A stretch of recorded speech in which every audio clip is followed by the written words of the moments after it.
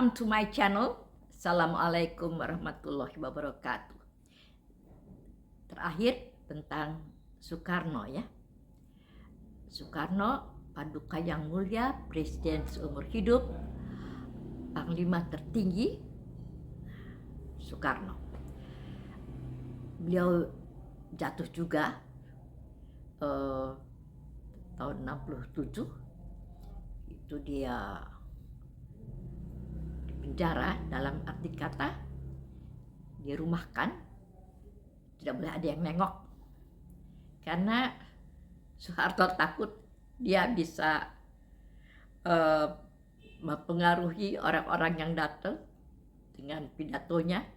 Barangkali ya, kita kan orang kecil, kita hanya melihat dari luarnya saja. Yang saya katakan adalah apa-apa yang saya lihat dari luar dan jauh, tidak ada kontak, tidak ada real time, tidak ada. Jadi disembunyikan, di karantina atau dipenjarakan, tidak boleh ada yang nengok Soekarno oleh Soeharto, untuk membuktikan bahwa Soekarno itu terlibat dalam gerakan G30S itu. Dia ada terlibat, dan semua menteri-menterinya pun ditangkap. Ternyata orang-orangnya Soekarno itu bergerak semaunya ya, tanpa sepengetahuan Soekarno. Kira-kira begitulah kecurigaan daripada Soeharto. Dari situ Soeharto belajar bahwa teman itu belum tentu seiring dalam lipatan. Kadang-kadang menggunting dalam lipatan, menusuk dari belakang. Dari situ Soeharto tidak punya teman. Saya kira tidak punya teman. Ya, temannya ya Ibu Tien Soeharto itu. Dia tidak ada. Semua rekan kerja. Tidak ada teman, sahabat gitu, tidak ada. Sementara Soekarno itu ketika belajar di Cokro Aminoto saja, itu dia muridnya tiga-tiganya Kartosuwiryo, Musso, dan Soekarno. Jadi mereka sudah berkawan dari dulu. Sementara Kartosuwiryo menginginkan negara Islam. Kemudian dia sampai quote and quote dia mengadakan percobaan pembunuhan untuk kepada Soekarno sampai 26 kali ada bom begitu ya kepada Soekarno. 26 kali, sampai ada ketika itu pun sampai tempatnya pun sudah begitu sembarangan, tidak dipilih lagi. Sekolah anak-anak di Cikini, sekolah SD Cikini itu, ketika Soekarno datang acara di SD Cikini, di situ pun dibom dia, di percobaan pembunuhan. Kayaknya ada korban anak-anak pada saat itu, suatu hal yang benar-benar di luar kemanusiaan ya. Anak-anak dilibatkan karena mereka tahu bahwa Soekarno tidak begitu dia jaga barangkali. Dari situ juga Soeharto belajar bahwa saya sebagai presiden pun tentu banyak yang tidak suka, dan dia mengadakan penjagaan yang sangat ketat. Dia ahli strategi. Makanya dia, kalau dia pergi dari kerja, dari Cendana ke istana, itu pasti ada 2 iring-iringan mobil four riders ya, 2 motor ya, kemudian ada mobil four riders lagi, kemudian ada mobil di mana diperkirakan Soeharto ada, masih ada 2 mobil, baru kemudian four riders belakangan. Itu enggak satu iring-iringan, ada dua iring-iringan. Jadi pada dari Cendana ke istana ada 2 iring-iringan mobil dengan tempat yang tidak sama. Kadang-kadang sama juga, hanya waktunya beda. Saya hampir selalu ada di Taman Suropati. Ada pekerjaan saya ke sana, saya Taman Suropati, dan saya selalu melihat iring-iringan Pak Soeharto pagi-pagi pergi, nanti sore-sore dia pulang kerja, lewat situ lagi 2 iring-iringan mobil, ya iring-iringan tadi tuh Four Riders mobil, ada 2 mobil besar ya, mobilnya hitam besar gitu, 2, kemudian ada lagi itu 2 iring-iringan.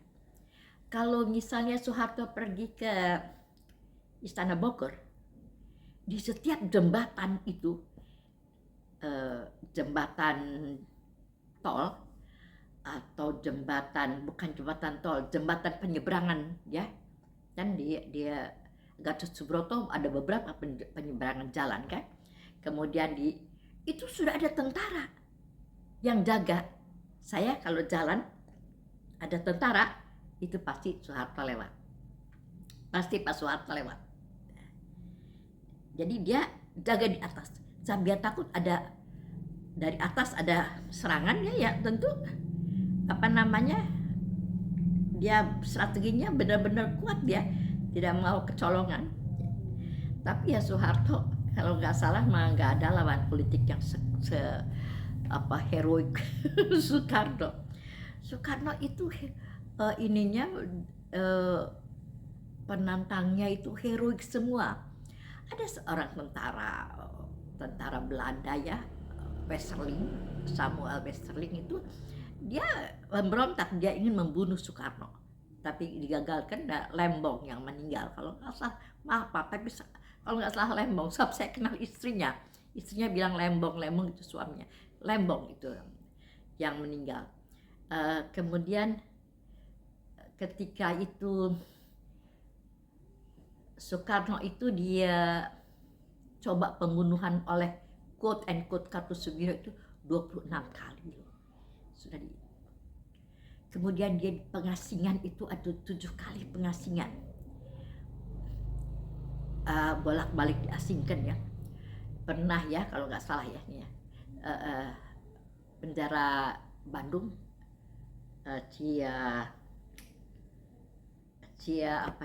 di Bandung ya, Sukamiskin di Ciabat Bandung, kemudian di ND di Bengkulu, di Rantau Prapat, banyak 7 kali.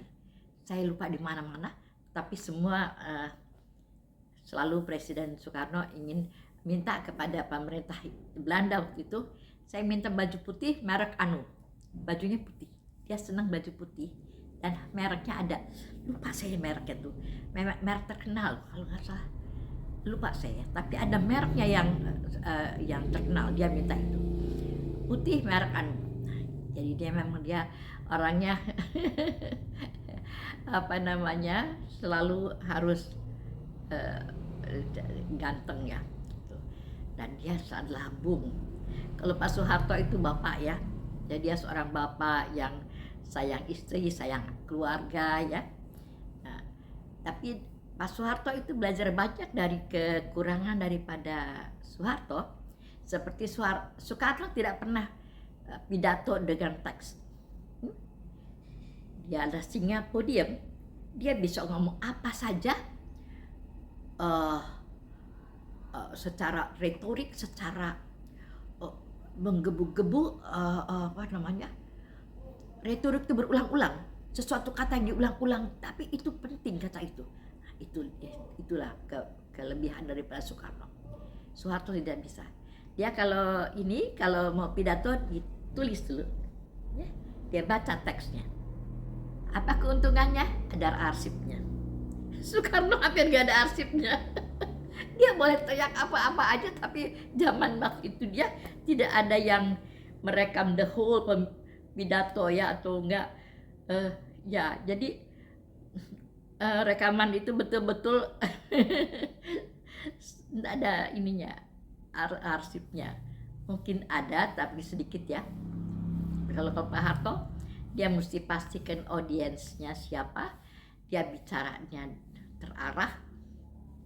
Jadi dia apa, masing-masing ada kekurangan dan kelebihannya. Tapi Soeharto belajar daripada kekurangan Soekarno, yaitu, dan terutamanya lagi dia, Ibu Tien Soeharto mencanangkan tidak boleh punya istri 2-3 dan apa ya, saya quote and quote, tentu ini ide daripada Ibu Tien untuk membuat PP, Peraturan Pemerintah Nomor 10 Tahun 74, tidak boleh pegawai negeri ABRI menikah lagi, tidak boleh, terutamanya di ABRI ya, tidak boleh. Itu ada kekurangan dan ada kelebihannya juga. Ini apa namanya, peraturan itu ada kekurangan dan kelebihannya, tetapi ya itulah pelajaran-pelajaran yang mereka olah dari kesalahannya Soekarno. Nah, kemudian kesalahannya, ya saya tidak bilang kesalahan ya, tetapi itu kekurangannya. Jadi Soekarno itu perempuannya, ada yang tanya dengan mendetail berapa sebetulnya. Ya saya ikut aja apa kata-kata koran itu 9. Tapi sebetulnya pun sebelum ada beberapa yang sedang dicari oleh orang-orang juga. Apakah zaman itu ya dicari oleh orang, apakah si Anu juga pernah gitu ada hubungan atau apa. Tapi mungkin orang perempuannya malu sehingga menutup diri, kita juga nggak tahu. Jadi angka 9 juga masih belum real 9. Masih ada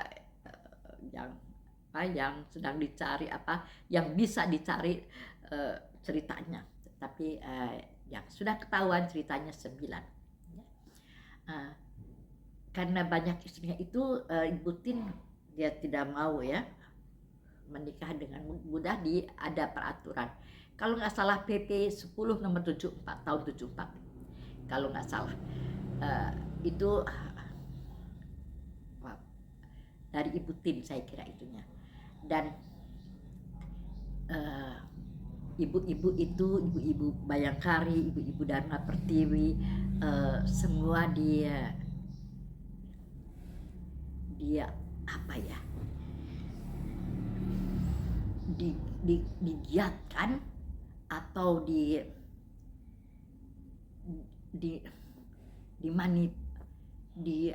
diusahakan. Mereka itu selalu ada kegiatan yang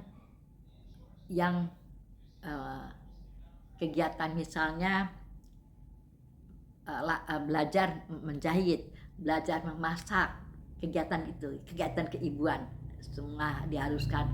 Dan semua ibu-ibu Dharma Pertiwi itu adalah ketua fungsional juga. Jadi misalnya dia adalah ketua Bayangkari di suatu wilayah, makanya karena suaminya juga komandan di situ. Jadi setiap komandan istrinya harus fungsional sebagai ketua Dharma Pertiwi, Dharma Wanita, Dharma Bayangkari juga, dan kita semua pakai seragam. Saya juga waktu itu pakai seragam Bayangkari.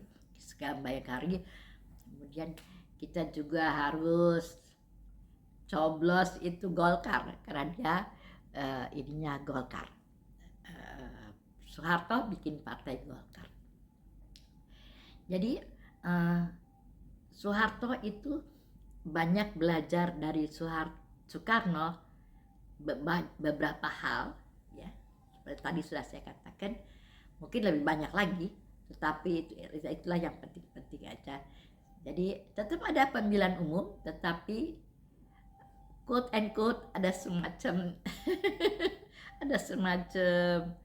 apa namanya, gerudugan juga ya, serangan fajar namanya ya. Jadi semua anggota Bayangkari itu dilatih untuk apa, harus disarankan untuk mencoblos apa namanya, Golkar.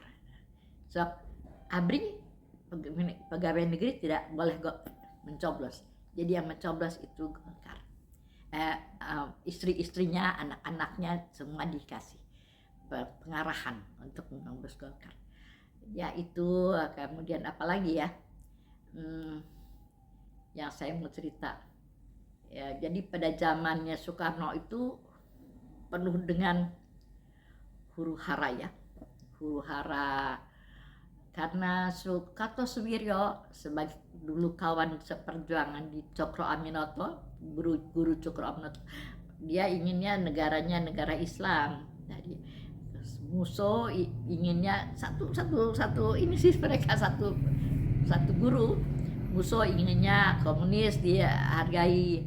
Nah, jadi ya semua menempel kepada Soeharto, tapi Soeharto nolak, dia tidak mau negara Islam ya. Jadi Kartosuwiryo bikin DITI, Darul Islam, Tentara Islam Indonesia, dia bikin itu. Tapi dia kalah, artinya bukan kalah ya, sudah oleh siapa namanya, tentara-tentara, oleh Pak Yani, oleh Pak Soeharto. Kemudian ada PRRI, ada di Sumatera, ada Permesta di Minahasa, ada juga Yong Ambon yang ingin juga bikin negara khusus orang Ambon. Jadi banyak sekali gejolak-gejolak itu ya, yang di luar Jakarta ya. Jadi memang mesti berjuang, Soekarno banyak berjuang. Tapi alhamdulillah beres. Hanya ketika ada Nasakom itu jadi dia jatuh. Soeharto banyak belajar daripada kejatuhan itu, seperti dia tidak akan seperti Soekarno yang pesta di istana, enggak. Jadi dia hanya mau istana adalah tempat bekerjanya Soeharto. Soeharto rumahnya tetap di Cendana, karena Soekarno itu orangnya agak klinik ya, dia. Jadi kemana-mana dia pegang tongkat komando. You tahu tongkat komando, setiap komandan dari suatu peleton itu dia punya tongkat komando. Nah, tongkat yang paling top itu punya Soekarno. Banyak yang bilang itu ada jimatnya, karena memang Soekarno itu agak klinik ya. Ada yang bilang itu tembok-temboknya pun ada jimat-jimatnya gitu ya, ada keris, ada apa gitu loh. Apa namanya, Istana Bogor apalagi banyak klinik gitu ya. Lantas ini ngomongin klinik ya, Soekarno ya, itu tongkatnya juga jimatnya banyak gitu loh. Jadi semua dia hubungkan dengan klinik, dengan jimat. Tapi seperti istana itu sesudah tidak Soekarno lagi, Soeharto membuat itu sebagai kantor ya. Jadi dia hanya pergi pulang dari rumah ke istana untuk berkantor. Jadi banyak waktu luang istana, kita rakyat boleh nonton, boleh datang melihat. Nah, kita lihat itu ya. Ini tempatnya Soekarno dulu, anak-anaknya di kamarnya ya, diceritakan ya. Kita datang. Nah, kita datang harus pakai kain. Bu Tin Soeharto itu udah nomor 1 soal kain. Jadi kita kembali ke zaman ibu kita dulu, kita pakai kain selalu kemana-mana. Nah, kita pakai kain ke istana. Atas ada kamar, ini nggak boleh dibuka katanya. Ini kamarnya Soekarno dulu, soalnya suka ada orang ngomong-ngomong. Kalau malam itu suka ada yang ngomong-ngomong di kamar itu katanya. Kita kan jadi takut ya, kita liatin aja kamarnya.